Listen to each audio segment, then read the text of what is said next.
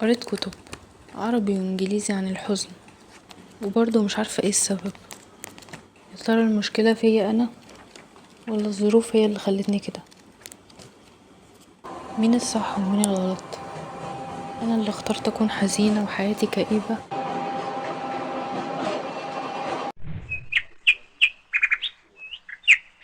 بس الراديو كان بيهون عليا، كان بيخرجني من حالة الحزن اللي انا فيها، كان بيوديني لعالم الخيال، قصص إذاعية جميلة.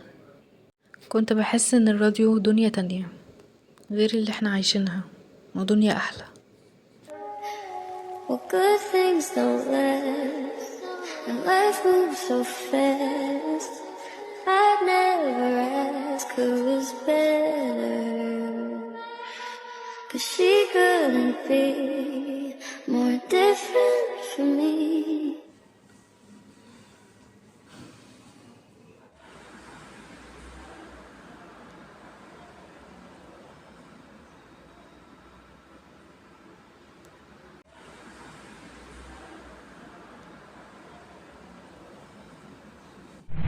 I know, can I trust your word tonight? I'm just holding on to you so tight, the way I did before.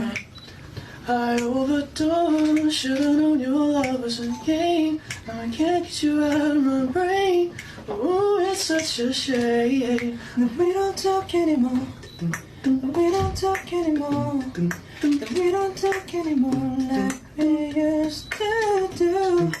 We don't love anymore. What was all it for? Oh, we don't talk anymore like we used to do. عبرت كتير عن حزني في الشعر. لا شك ان الحزن بيخليك شخص مبدع، عشان بتطلع كل اللي جواك من خلال اشعار ورسومات.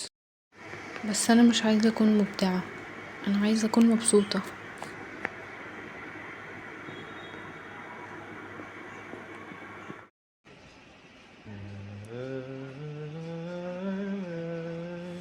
بينا وبين الحزن حرب مستمرة مش هتخلص يمكن، وخلصنا احنا. ساعات الحزن ممكن يدمرنا وممكن يموتنا بالحياة.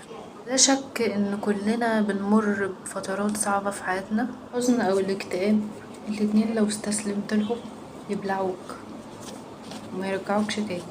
بقول لنفسي كل يوم انا هعيش مرة واحدة، حتى لو عندي مشاكل لازم اعيش مبسوطة، ولازم اعيش حياتي واعمل ذكريات حلوة عشان مندمش بعدين.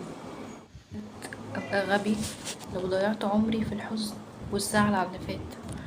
كل حاجة بتعدي مهما كانت المشاكل مطولة ومهما كانت صعبة، كل حاجة ليها وقت وبتنتهي. ضيعت عمري وشبابي في الحزن والعياط على اللي فات او على اللي انا عايشة فيه دلوقتي، هندم ندم شديد.